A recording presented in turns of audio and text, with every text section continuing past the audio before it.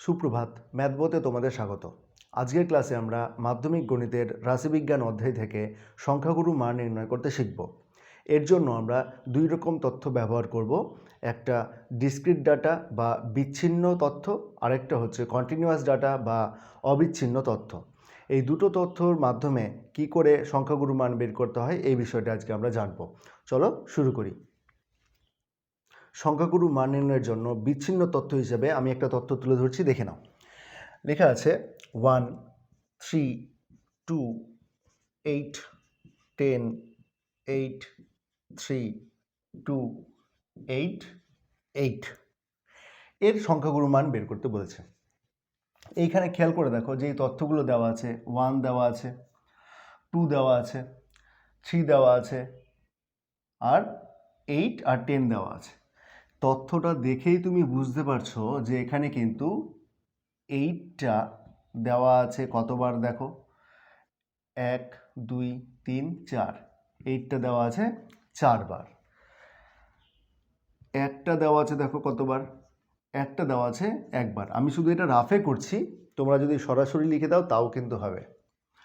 একটা দেওয়া আছে একবার, 2 দেওয়া আছে দেখো, 2 দেওয়া আছে 2 বার, 3 দেওয়া আছে 2 বার, 10 দেওয়া আছে একবার। সংখ্যাগুরু মান মানেই হলো যার আধিক্য বেশি, অর্থাৎ যে সংখ্যায় বেশি আছে। দেখো এখানে 8 আছে 4 বার, 8 আছে কবার, 4 বার। বোঝা গেল? তাহলে এই তথ্যের সংখ্যাগুরু মান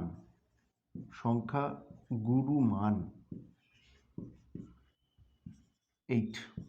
বোঝা গেল? এই তথ্যের সংখ্যাগুরু মান কত? 8। যদি এটাকে টেবিলে তুমি সাজাতে চাও তাহলে তোমাকে এইভাবেই সাজাতে হবে। প্রথমে হচ্ছে তথ্য, তারপরে হচ্ছে পরিসংখ্যা। ঠিক আছে? যদি এর থেকে বড় কোনো অঙ্ক থাকে, অনেকগুলো ডাটা একসঙ্গে দেওয়া থাকে, তখন কিন্তু এইভাবে তোমাকে পরিবেশন করতে হবে। বোঝা গেছে বিষয়টা? আমি সেটাও একটা দেখিয়ে দিচ্ছি যে এই রকম তথ্য ব্যবহার করে কি করে সংখ্যাগুরু মান বের করতে হয়। বিচ্ছিন্ন তথ্যের সংখ্যাগুরু মান নির্ণয়ের জন্য আমি এই তথ্যটাকে নিয়েছি। দেখো এখানে সংখ্যাগুলো দেওয়া আছে এইভাবে, অর্থাৎ আমি দেখতে পাচ্ছি এখানে যে তথ্যগুলো এইভাবে পরিবেশিত করা আছে। এই তথ্যের সংখ্যাগুরু মান কী করে নির্ণয় করতে হবে, অর্থাৎ বিচ্ছিন্ন তথ্যের ক্ষেত্রে সংখ্যাগুরু মান কী করে নির্ণয় করতে হবে এই বিষয়টা আমরা জানব। যদি এই প্রশ্নটা 3 নম্বরের জন্য থাকে তাহলে কিন্তু এখন যেভাবে করছি সেভাবে করব। যদি তথ্য কম দেওয়া থাকে আর বলে দেওয়া থাকে 2 নম্বরের প্রশ্ন বা 1 নম্বরের প্রশ্ন, তখন কিন্তু আমরা দেখে নেব এখান থেকে যে কোন তথ্যের সংখ্যাটা বেশি আছে, অর্থাৎ কোন তথ্যের পরিসংখ্যা বেশি, সেটাই হবে সংখ্যাগুরু মান। এটাই হচ্ছে মোদ্দা কথা। এবার এটাকে আমি, যেহেতু এত বড় একটা তথ্য দেওয়া আছে, এখানে মোট 15খানা তথ্য দেওয়া আছে, 15খানা তথ্যকে আমাকে বিশ্লেষণ করতে হবে, তার জন্য আমরা এটাকে একটু সাজিয়ে নেব। তোমরা মধ্যমার সময় দেখেছিলে যে এটাকে ছোট থেকে বড় বা বড় থেকে ছোট সাজাতে হয়েছিল। সংখ্যাগুরু মানের ক্ষেত্রে কিন্তু সেই রকম কোনো বাধ্যবাধকতা নেই, আমরা তবু এটাকে ছোট থেকে বড় আকারেই সাজাচ্ছি। দেখে নাও, আমি লিখে রাখছি তথ্য, যেহেতু কোনো কিছু মেনশন করা নেই তাই। যদি তোমাদের কোনো কিছু মেনশন করা থাকে তাহলে সেই জিনিসটা এখানে লিখবে। তারপরে লিখছি পরিসংখ্যা FI। ঠিক আছে, দেখে নাও। তো তথ্য প্রথমে হচ্ছে 1 কতবার আছে দেখো, একবার, 2 বার, তো পরিসংখ্যা দিলাম 2। তারপর দেখো চলে আসছে 4, তথ্য হচ্ছে 4, তাহলে 1, 2, 3, এটা হচ্ছে 3। ঠিক আছে, তারপরে চলে আসছে 6, দেখো 6 হচ্ছে কবার, দেখো 1, 2, 3, এটা হচ্ছে 3 বার, তাহলে পরিসংখ্যা হচ্ছে 3। তারপরে চলে আসছে 7 কতবার, দেখো 1, 2, 3, এটাও 3 বার। 8 কতবার আছে দেখো, 8 আছে, এবার তথ্য হচ্ছে 8, 1, 2, 3, 4, 8 হচ্ছে 4 বার।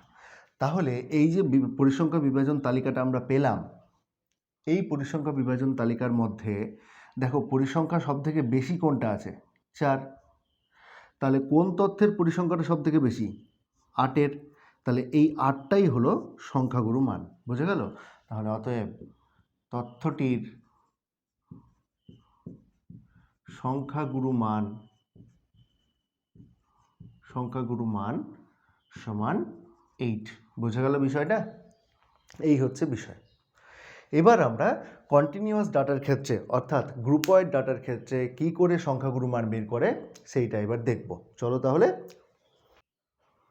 অবিচ্ছিন্ন তথ্যের সংখ্যাগুরু মান নির্ণয়ের জন্য আমরা এই ছকটি নিয়েছি। এই টেবিলটাতে দেখো তোমরা যে শ্রেণী সীমা দেওয়া আছে আর পরিসংখ্যা দেওয়া আছে। এখানে শ্রেণী সীমা দেওয়া আছে 50 থেকে 60, পরিসংখ্যা 5।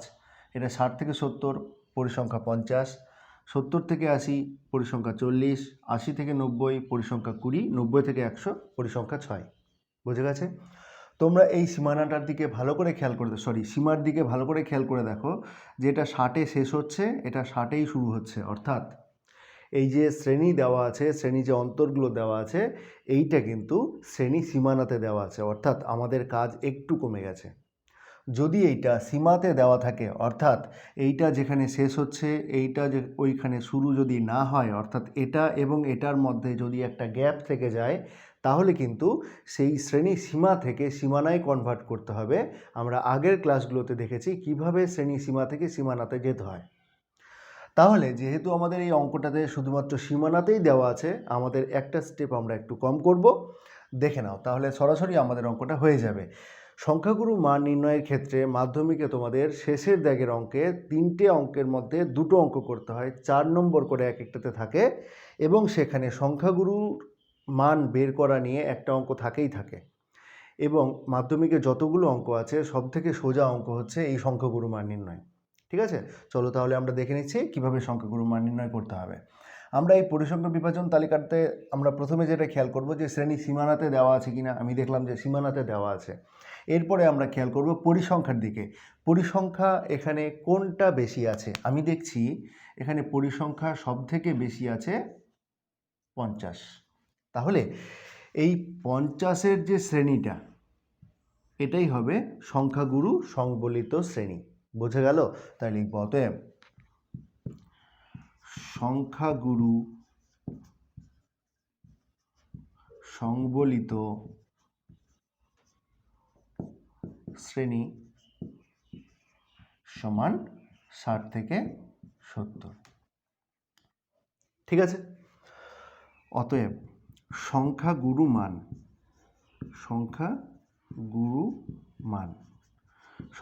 মান সমান হচ্ছে L plus F1 minus F0 by 2F1 minus F0 minus F2 into H।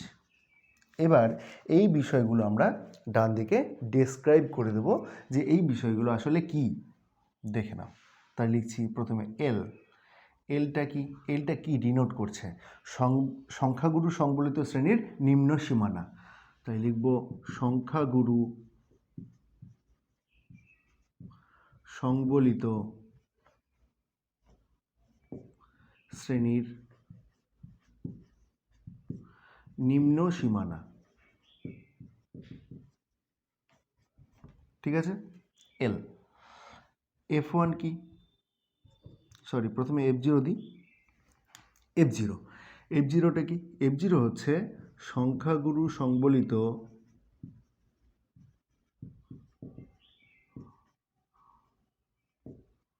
শ্রেণীর ঠিক আগের শ্রেণীর পরিসংখ্যা। ঠিক আছে? F0। F1 কি? F1 হচ্ছে সংখ্যাগুরু শ্রেণীর পরিসংখ্যা। তাহলে সংখ্যাগুরু শ্রেণীর পরিসংখ্যা। ঠিক আছে? F2 কি? F2 হচ্ছে সংখ্যাগুরু শ্রেণীর ঠিক পরবর্তী শ্রেণীর পরিসংখ্যা। সংখ্যাগুরু শ্রেণীর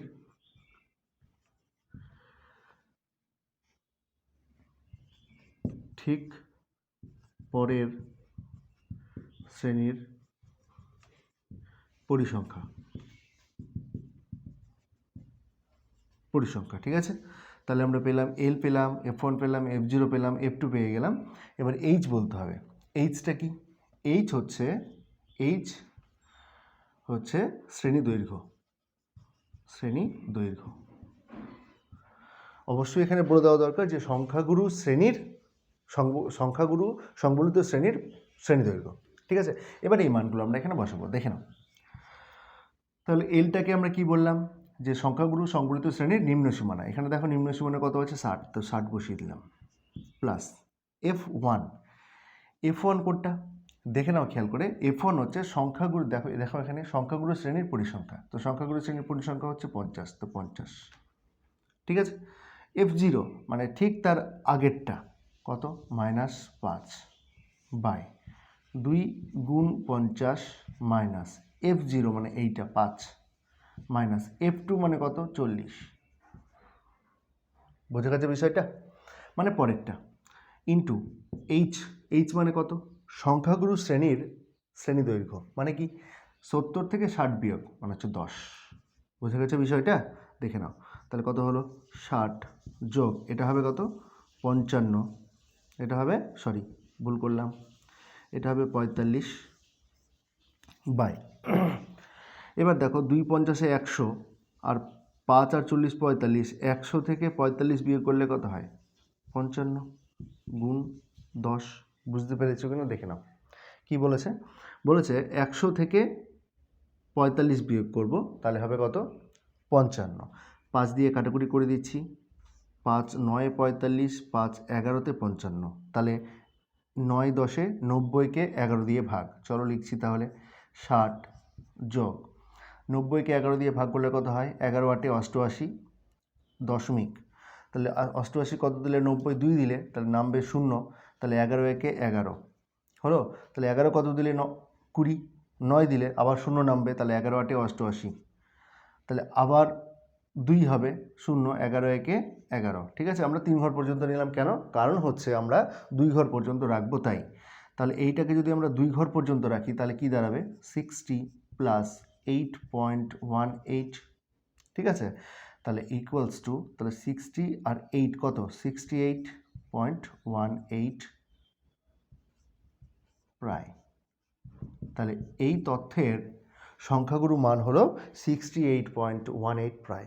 বোঝা গেল অঙ্কটা? এই রকম তথ্যের, অর্থাৎ কন্টিনিউয়াস তথ্যের কি করে সংখ্যাগুরু মান বের করতে হয়, এই রকমই কিন্তু অঙ্ক মাধ্যমিকে সাধারণত থাকে 4 নম্বরের জন্য। আমরা আরেকটা টেবিল দেখে নেব, এই টেবিলটা থেকে কি করে এই রকম একটা টেবিল তৈরি করতে হবে সেই বিষয়টা জানবো, অর্থাৎ ক্রমযৌগিক পরিসংখ্যা দেওয়া থাকবে, সেখান থেকে কি করে এই রকম একটা তথ্য আনতে হবে সেইটা আমরা একটু দেখে নিচ্ছি। আমরা এবার এই রকম একটা ক্রমযৌগিক পরিসংখ্যা বিভাজন ছক থেকে কি করে আগের মতো একটা ছকে রূপান্তর করা যায় সেই বিষয়টা দেখব, এবং সেখান থেকে কি করে সংখ্যাগুরু মান বের করতে হয় সেই জিনিসটা জানবো। চলো আগে তাহলে প্রথমে আমরা দেখে নিই। তাহলে প্রথমে লিখছি নম্বর,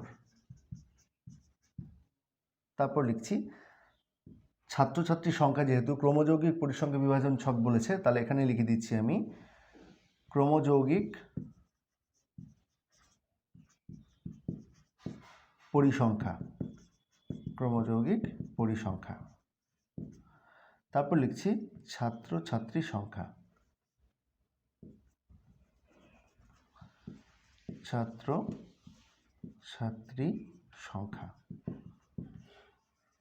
দেখে নাও কিভাবে এটাকে বের করতে হয়। 10-এর কম, অর্থাৎ 0 থেকে শুরু করে 10 পর্যন্ত ক্রমযৌগিক পরিসংখ্যা হচ্ছে 4, ঠিক আছে। এবার তাহলে ছাত্রছাত্রীর সংখ্যা কত হবে, এত। এইবার খেয়াল করে দেখো যে 20-এর কম কত আছে, অর্থাৎ এটা আছে 10 থেকে শুরু করে 20 যদি আমি নিই, তাহলে দেখো 20-এর কমের মধ্যে কে আছে, 10-এর কমগুলো ঢুকে আছে না, তাহলে 20-এর কম হচ্ছে কত, 16 জন। এই 16 জনের মধ্যে এই 4 জন ঢুকে আছে না, কারণ হচ্ছে 20-এর কম মানে তো 10-এর কম পাওয়া, তাই না, সেই ছেলেগুলোও কিন্তু 20-এর কমের মধ্যে ঢুকে আছে। তাহলে কি হবে, এই 16 থেকে এই 4টা বিয়োগ, তাহলে কত হবে দেখো, 16 বিয়োগ 4 সমান হচ্ছে 12, ঠিক আছে। এইবার দেখো 20 থেকে 30, এবার 30-এর কমের মধ্যে কে কে ঢুকে আছে? এরা দুজনে ঢুকে আছে না? 30-এর কমের মধ্যে এই কি ঢুকে আছে? 20-এর কম ঢুকে আছে না? অর্থাৎ 20-এর কম, 10-এর কম, এরা সব ঢুকে আছে। আর 20-এর কমের মধ্যে 10-এর কম ঢুকে আছে। তাহলে 16 আর 4 20 বাদ দেওয়ার দরকার নেই, শুধুমাত্র 16 বাদ দিলেই হবে। কেন? কারণ যে 20-এর কমের মধ্যে 10-এর কমটাও ঢুকে আছে। ঠিক আছে, তাহলে এখানকার 30-এর কমের ক্রমযৌগিক পরিসংখ্যা হচ্ছে 40। এইটার ছাত্রছাত্রীর সংখ্যা কত হবে দেখো? তাহলে 40 বিয়োগ 16, 40 বিয়োগ 16 কত হবে দেখো? 40 বিয়োগ 16, 40 থেকে 16 বিয়োগ করা হয় 24। ঠিক আছে, তারপর দেখো 30 থেকে 40, 30 থেকে 40, 30 থেকে 40-এর ক্রমযৌগিক পরিসংখ্যা হচ্ছে 76। তাহলে দেখো 40-এর কম পেয়েছে 76 জন। তাহলে 40-এর কম পাওয়ার মধ্যে এই 30-এর কমটা ঢুকে আছে। তাহলে 30 থেকে 40 পেয়েছে কতজন? 76 বিয়োগ 40। তাহলে 76 বিয়োগ 40 সমান হচ্ছে 36। বুঝে গেছে? কত হলো এটা? 36। এবার 40 থেকে 50 দেখো, 40 থেকে 50, 40 থেকে 50-এর মধ্যে কে আছে? 96। তাহলে দেখো এখানে 96টা যখন আমরা করছি তখন কি হবে? 96-এর মধ্যে এই ঢুকে আছে, তাহলে 96 বিয়োগ হচ্ছে 76 সমান হচ্ছে 20। বুঝে গেল বিষয়টা? এই হচ্ছে আমাদের ক্রমযৌগিক পরিসংখ্যা থেকে ছাত্রছাত্রীর সংখ্যা কী করে বের করতে হয়, অর্থাৎ পরিসংখ্যা কী করে বের করতে হয় এবং শ্রেণীটা কীভাবে নিতে হয়, এটা হচ্ছে এটা। বুঝে গেল বিষয়? এইবার দেখো আমরা সংখ্যাগুরু মান বের করছি। তাহলে সংখ্যাগুরু মান যখন আমরা বের করব তখন কি দেখতে হবে? সব থেকে বেশি সংখ্যাগুরু পরিসংখ্যা কোথায় আছে সেটাকে দেখতে হবে। সেটাই হবে কি? সেটাই হচ্ছে সংখ্যাগুরু সংবলিত শ্রেণী। তো আমি দেখতে পাচ্ছি যে এখানে পরিসংখ্যা সব থেকে বেশি কোনটা?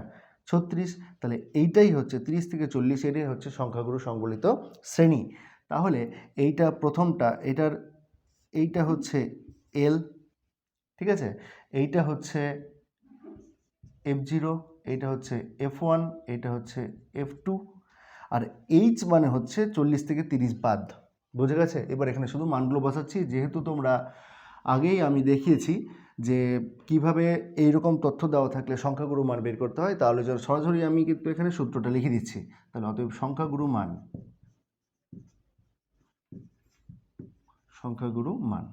মান কত দেখো?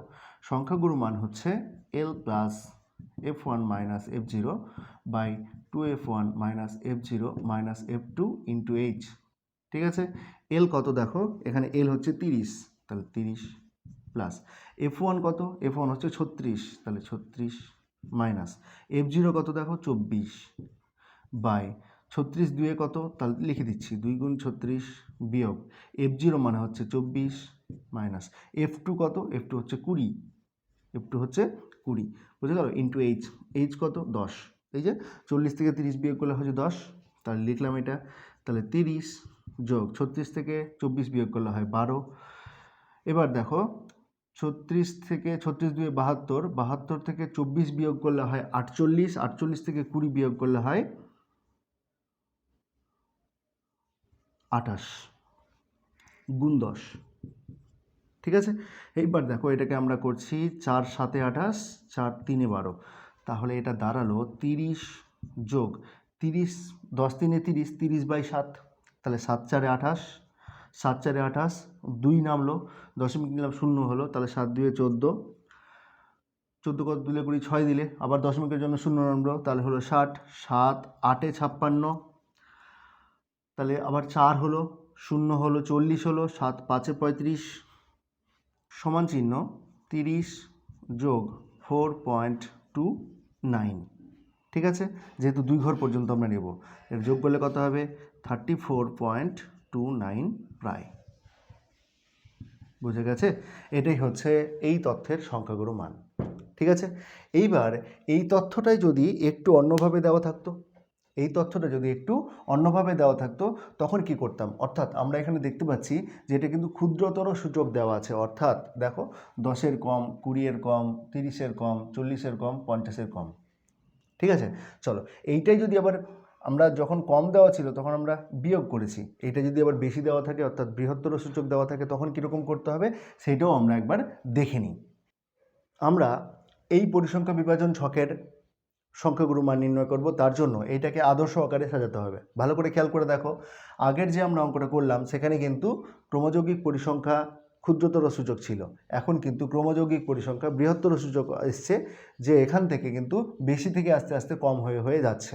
ভালো করে খেয়াল করে দেখো, এবার নম্বরের বিভাজনটা আমি করছি 10-এর বেশি, 20-এর বেশি, 30-এর বেশি, 40-এর বেশি, 50-এর বেশি।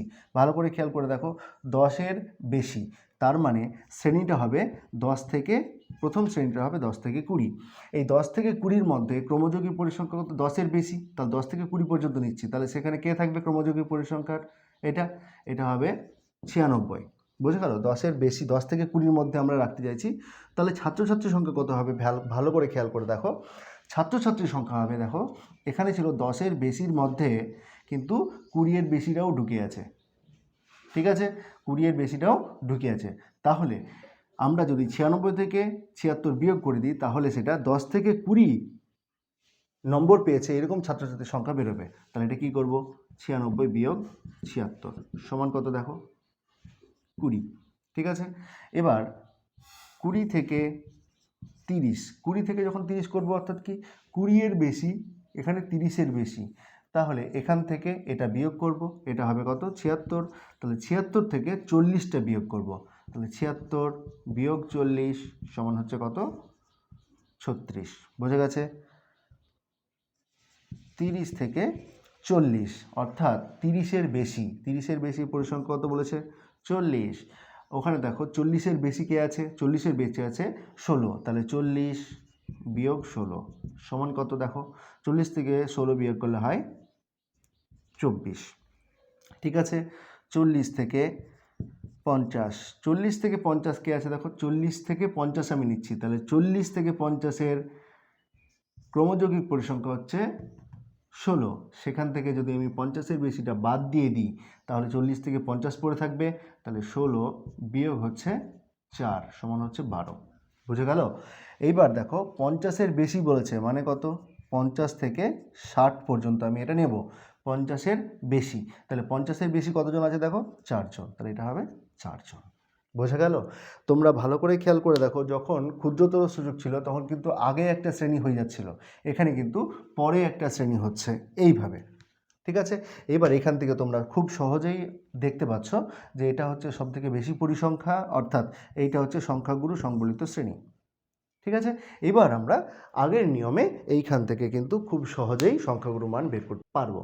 তাহলে আজকে ক্লাসটা এখানেই শেষ করছি, দেখা হচ্ছে অন্য কোনো একটা ক্লাসে। ক্লাসটা কেমন লাগলো জানাতে কমেন্ট করো, যদি চ্যানেলে নতুন হয়ে থাকো তাহলে সাবস্ক্রাইব করে সাথে থেকো।